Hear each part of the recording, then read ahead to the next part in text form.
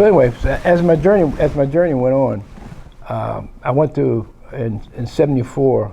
I went to see up in Deer Lake, Pennsylvania. I went to see Muhammad Ali, and he had just gotten camp, getting ready to train for George Foreman, and like so many other people, just come visit me. And I asked him, "Hey man, can I come up here and train with you some weekend?" He said, "Yeah." He said, "Come on up." So I came up there, trained with him for one weekend, and I stayed all summer. So that was a great experience, training with Ali. We would run every day, and we run sometimes 5, 6, 7 miles a day. We were running sometimes over an hour, you know, and that got me in good shape. I think the same condition Ali was that I was in. Ali would chop trees down, you know what I mean, and while he was in the gym working out, I'd be chopping them up, you know what I mean. So I was in great shape. I was up in the mountains, breathing all that fresh air. Lana Shabazz, his cook, you know, they were Muslim, and they ate good food, right? So, and you're training, and you're up in the mountains. It was hard, a lot of rocks and stuff around, and you couldn't have a better training environment, you know, that type of thing. So when I left Ollie's camp, that was '74. '75, I went back to Japan. This was like almost 20 years later when I left Japan again. When I left, you always train for a reason. So when I was in Ollie's camp, I was training for the guys, the seniors that had left, right? That we used to rumble and everything, just kick my butt. You know what I mean?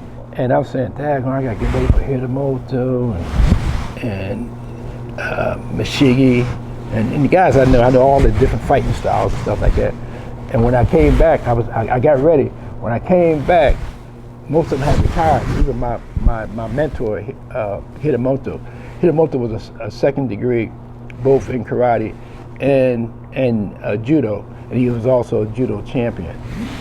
And he taught me a lot of both. He taught me a lot of judo and stuff like that. And a lot of times we'll work out, and when the workout was over, we go to sake house, drink some sake, and have something to eat, and talk shop about karate and stuff like that. And back then, because Iwakuni was a small town, and people had towels. People always had extra towels, because they always had bad weather coming and tear the town up. I mean, a hurricane would come, and they had to replace the towels on the roof, so they always had a lot of spares. So we would go back and take people's towels and stack them up, break them and stuff like that, you know what I mean? And Hitamoto's hands was always better than mine, because he's been there a couple of years. And I was talking about how strong I'm getting and everything like that, and he'd pick up a pile like that and break it. Pow, pick up a pile like that and I break it. Bam! And then and we could go on. Then I said, "I don't want to break these people's towels up. They paid money and everything, you know what I mean?" I said, "I could break a stack like that in place." "Yeah, sure. That type of thing. And he was my mentor. So one time we were down drinking some sake, talking and everything. I said, "Hitamoto, when I first came here, man," I said, "you just beat my ass." I said, "Now I'm on you, man." You know, stuff like that. He said, like that, right? I said, I do towels like maybe this high now. You know what I mean? Maybe this high.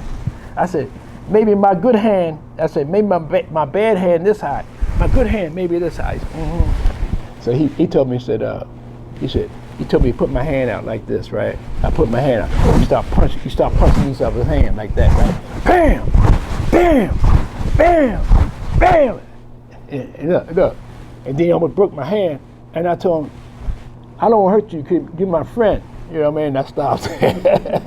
"You're my friend. I don't want to hurt you." So I had that kind of relationship with different people. Another thing with Hitamoto, certain days it was a place outside of Iwakuni on Tuesdays. It was called Tuesday.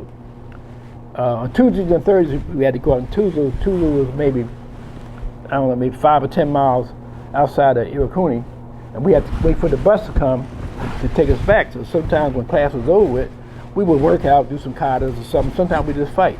So one day, me and Hitamoto decided we started messing around and came into a real fight. And it came into a fight so much that the other people that were getting dressed were watching us, right? And where we was at, Tuesday was a school, and we was in a school auditorium. and they had a stage up there, right? And we fought up the stage, down the stage, and it seemed like 20 minutes. 5 minutes of fighting was a lot, and to the point we was holding on each other, exhausted, just hanging on each other. And all of a sudden, I saw myself spinning around and hit the floor. Bam! He threw me. So now we're back in the Saki house and everything. And I'm telling Hitamoto, Hitamoto, I'm on your ass. I tell you, when I first got here, you used to beat me up all the time. He said, but now I'm getting you. I said, why you use judo? He said, I tired.